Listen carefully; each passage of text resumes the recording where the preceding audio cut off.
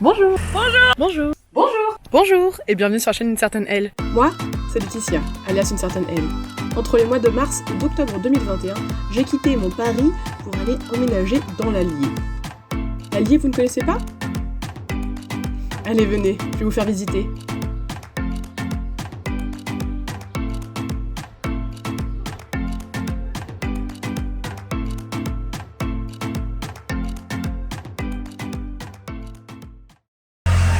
Bonjour et bienvenue sur la chaîne Une Certaine Elle.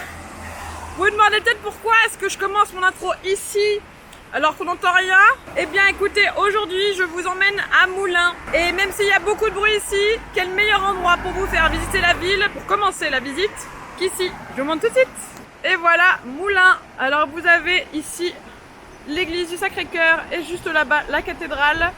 Et vous pouvez même voir devant le musée du château des Bourbons. Et là-bas, le Jacquemart. En bref, c'est un point de vue incroyable sur la ville. Et juste ici, la rivière de l'Allier, l'une des dernières rivières sauvages d'Europe. Et moi, je propose donc de quitter cet endroit très bruyant pour nous retrouver dans le centre-ville de Moulins, qui est beaucoup plus calme. Et eh bien, si ça vous dit, on y va! Le grand bâtiment que vous pouvez voir là-bas, là, c'est actuellement le CNCS. C'est donc le bâtiment, le musée, le centre national du costume de scène et de la scénographie. C'est un musée unique en France qui a une énorme collection de costumes de scène, donc de costumes d'opéra, de costumes de ballet, de tous ces genres de costumes qui viennent de l'opéra Garnier et de deux autres opéras de France, si je me souviens bien. J'en profite aussi pour vous parler un peu de ce beau point de vue. De ce côté-là, vous avez le pont Régemorte. C'est le pont qui en fait sépare les deux rives de Moulins, puisque Moulins en fait est divisé en deux et traversé par l'Allier.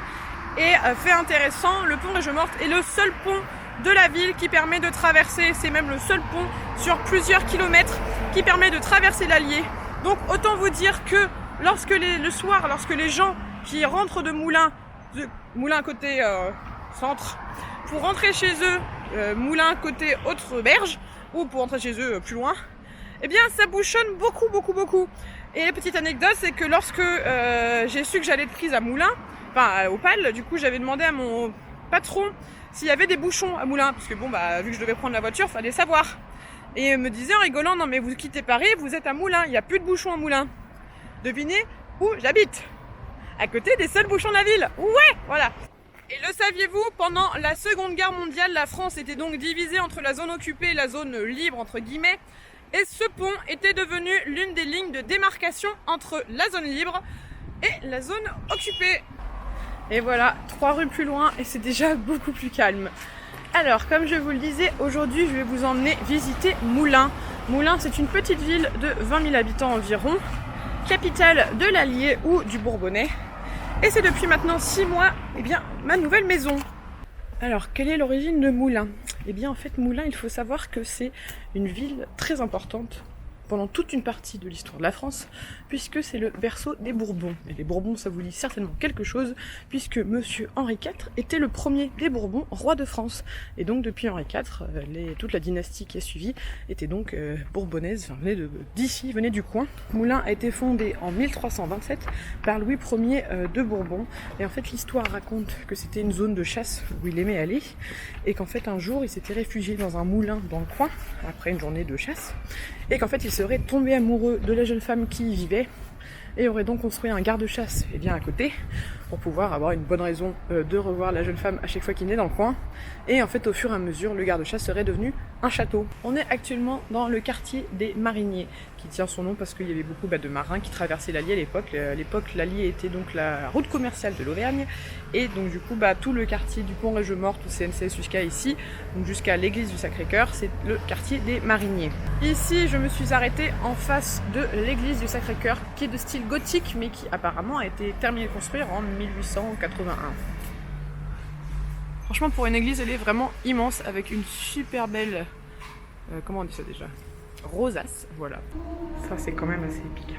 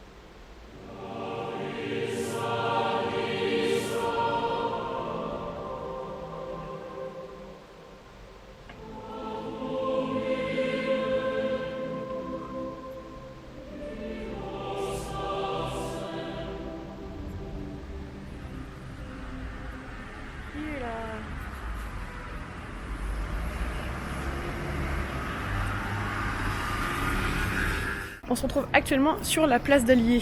C'est la place centrale de Moulins, avec donc les halles. Une très jolie petite placette qui est vraiment sympa, été comme hiver. C'est vraiment là où vous avez de la vie. Et là vous avez bien un peu de monde partout. Et je vais vous montrer, attention. Et voilà, avec une superbe vue sur l'église du Sacré-Cœur derrière nous.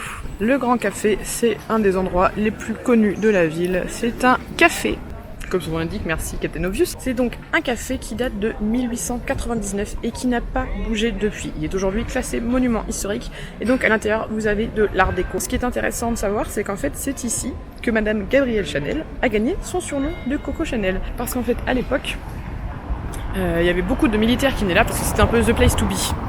Et du coup, Mademoiselle Gabrielle Chanel était venue ici pour vivre avec sa tante, je crois bien, en 1901. Et c'était une jeune chanteuse à l'époque qui faisait le bonheur de tous ses compagnons en chantant « Qui qu'a vu le coco au Trocadéro ?»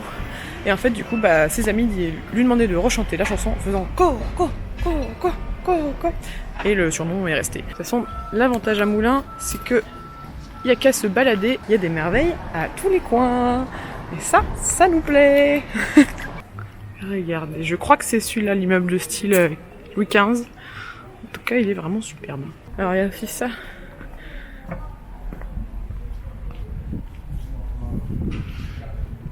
Regardez.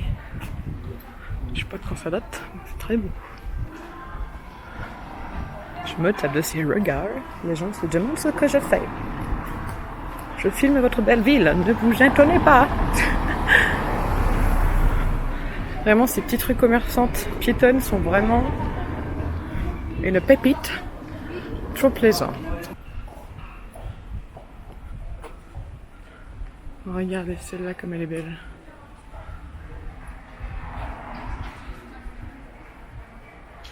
Ça, c'est vraiment incroyable. Jeanne d'Arc, selon une tradition locale, séjourna dans cette maison en novembre 1429. 5e centenaire. Bon, je pense que personne n'y vit.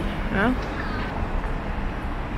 Et voilà nos fameux jacquemarts. Le beffroi de Jacquemart, c'est une tour de 32 mètres construite en 1455 qui a brûlé de nombreuses fois et qui en fait, mais qui a toujours réussi à être sauvée et qui depuis 1655 accueille 4 automates qui sonnent la cloche avec le papa qui sonne la cloche toutes les heures et les enfants qui sonnent la cloche toutes les 15 minutes. La légende raconte qu'en fait Jacquemart était censé sonner la cloche toutes les heures donc pour sonner l'heure et en fait lorsque Anne de Beaujeu est venue en ville il était très excité, il a voulu montrer l'arrivée d'Anne de Beaujeu à ses enfants et donc ils seront tous montés là-haut et en fait il a oublié de sonner la cloche et une sorcière l'aurait maudit, transformé en automate de manière à ce qu'il n'oublie plus jamais de sonner l'heure. À savoir qu'on peut visiter le beffroi, surtout en été aussi, ils font des petites visites. J'ai pas eu l'occasion d'en faire une. Mais voilà, tout en haut, là-haut, vous avez les petits automates. Je sais pas quelle heure il est là, peut-être que vous entendrez, ça fait vraiment un ding. Déjà, vous avez celui-là qui est très joli. Avec donc les colombages. En plus, celle-là, on dirait qu'elle est habitée encore. Oh, c'est tellement beau, regardez. Par contre, ça doit grincer là-dedans.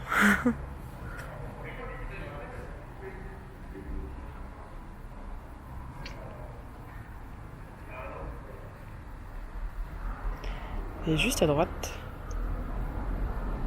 une autre très vieille maison.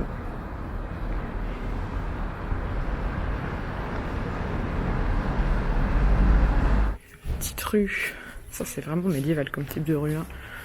Encore les pavés.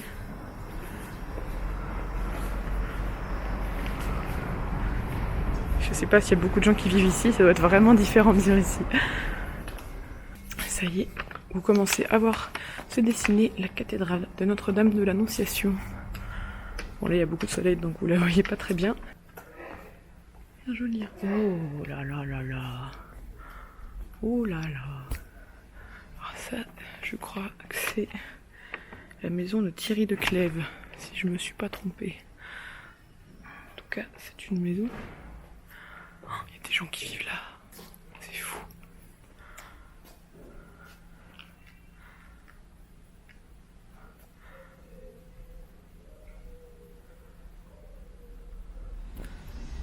Et voilà, nous sommes à la cathédrale de Notre-Dame de l'Annonciation. Alors si je vous prends ici, c'est parce que c'est ici que vous allez pouvoir voir... Oh, on est sur l'ancienne rue du Grenier à Sel de Monseigneur le Duc. Voyez donc. Alors, si je suis trop près, on va pas trop voir. Attendez, je vais me reculer un peu.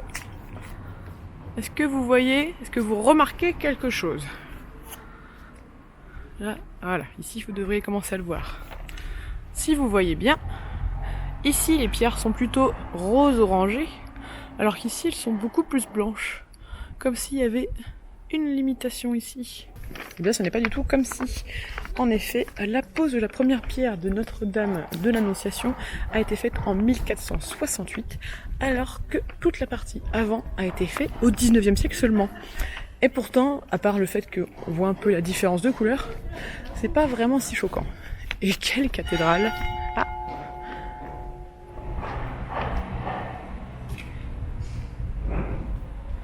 À l'intérieur se trouve le triptyque du couronnement de la Vierge, peinte par le maître de moulin, un homme dont on ne connaît pas encore l'identité, en 1502. Mais comme l'entrée est payante, eh bien je vous laisserai le soin de la découvrir, enfin de le découvrir, lorsque vous viendrez par ici. Voilà.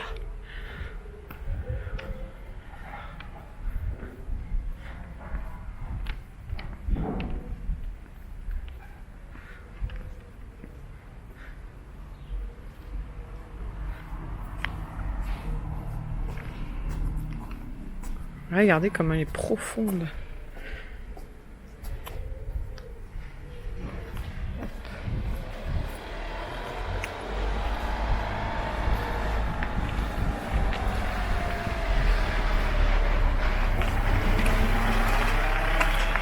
Voilà. Bon, le problème c'est qu'il n'y a pas vraiment de bon point de vue pour la voir de loin. Donc je peux pas vous faire un point de vue plus loin que ça.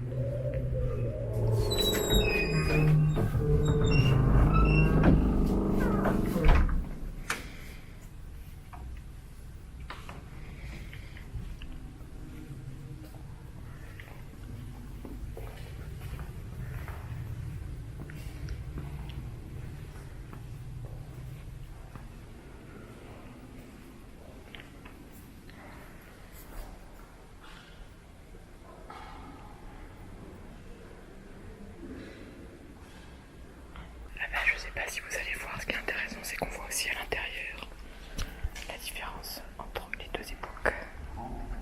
Ah voilà. Vous voyez ?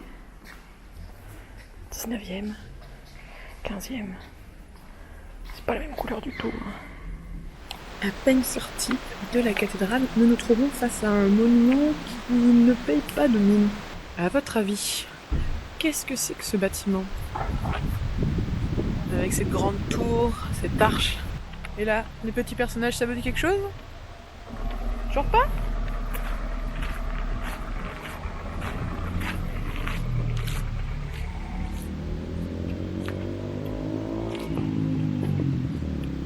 Alors? On abandonne? C'est tout ce qu'il reste du château des Ducs de Bourbon.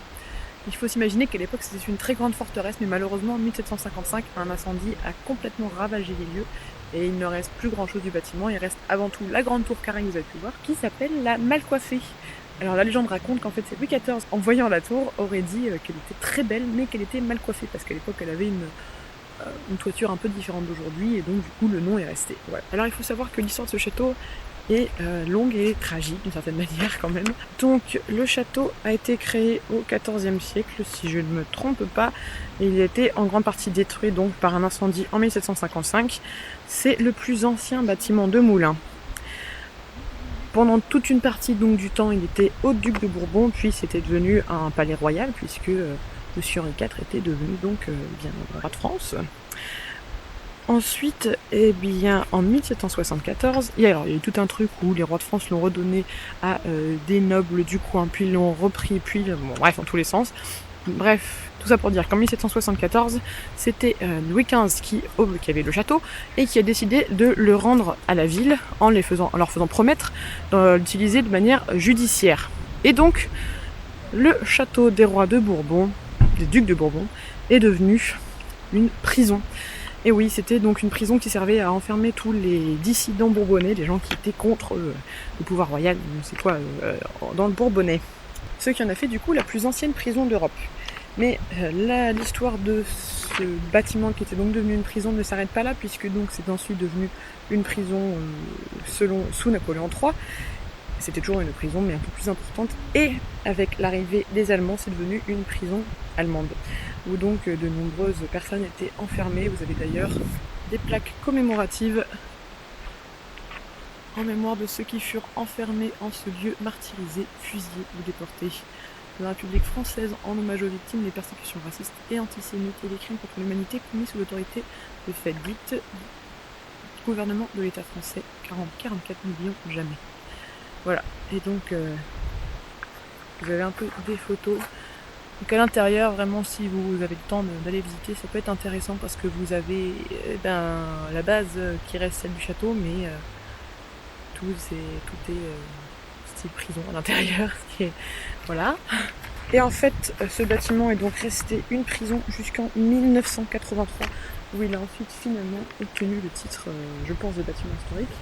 En tout cas, il est devenu un musée depuis. Mais je me rends compte que jusqu'en 1983, c'était là qu'on était arrêté.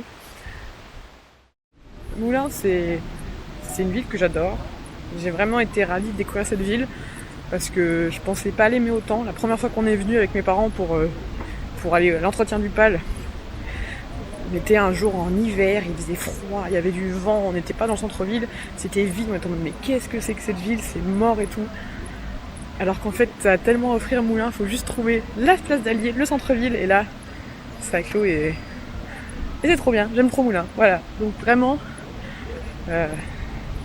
Moulins, c'est super, l'Allier, c'est super. Et vraiment, je vous recommande, si vous passez dans le coin, eh bien, de venir visiter ou de carrément prendre le train et de venir à Moulins, parce qu'en plus tout se fait à pied, ça c'est vraiment sympa. Il y a plein de choses à voir, donc vraiment vous ne vous ennuieriez pas. Voilà. Et voilà, c'est la fin de ce vlog. Oui, alors bien sûr, comme vous pouvez remarquer, je fais cette fin bien après avoir filmé ce vlog, mais j'oublie toujours de faire des fins en fait lorsque je me balade. Donc voilà, c'est la fin de ce vlog. J'espère que cette petite visite vous a plu et vous a donné envie bien d'y aller. On se retrouve non pas la semaine prochaine mais dans 2 semaines normalement pour donc une nouvelle pépite de l'Allier, pour une nouvelle balade, une nouvelle découverte d'une ville de l'Allier ou de plusieurs. Je vous donne rendez-vous donc à vendredi dans 2 semaines à midi pour une nouvelle vidéo. Prenez bien soin de vous. Bye bye.